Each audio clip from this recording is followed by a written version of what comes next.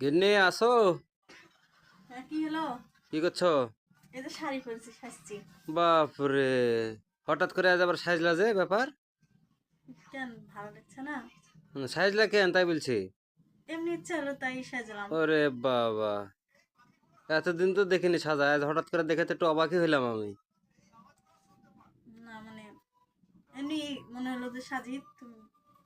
তো ভালো তো লাগছে না? তুমি মনে হচ্ছে ভয় পেয়ে গেলে আমি সাজার কথা বললাম তাই? না, তোমার কাছে কি ভালো লাগছে ভয় না কি তাই? না, না, অবশ্যই ভালো লাগছে, ভালো। তুমি যদি সাজতাতে আমাকে ফোন দিয়ে জানাইতা তাহলে তোমার জন্য একটা ফুল লিখতাম গিফট উপহার হিসাবে। সত্যি আমি তো জানতাম না, জানতাম তোমাকে জানাই সাজতাম। হুম। তো তোমার জন্য একটা উপহার আমি নিয়ে এসেছি অবশ্য। কি লেখছো? দেখাবো? দেখাও। লাও, মেলাদিন থেকে কি? খাইতে চাইছো, আজ মেলাদিন পর অবশ্য টাকা পয়সা হলো তাই নিয়ে আসলাম। দেখো কি ভালো করে। রুটি আর কি চাপ? গিল না? দেখো তুমি কি আছে,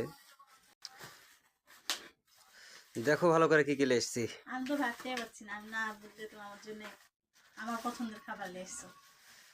হ্যাঁ, অনেকদিন থেকে তো খাইতে চাইছো, এখন তো নিয়ে আসতে পারিনি, আজ হুম, নিয়ে আসতে পারলাম।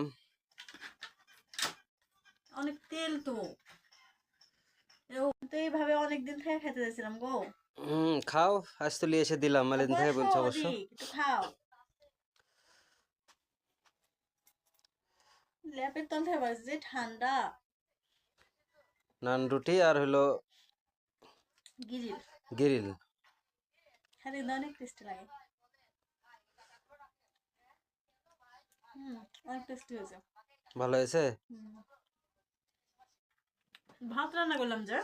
তা ভাত তো প্রতিদিনই খাও, আজ না খাইলে না, সমস্যা কি?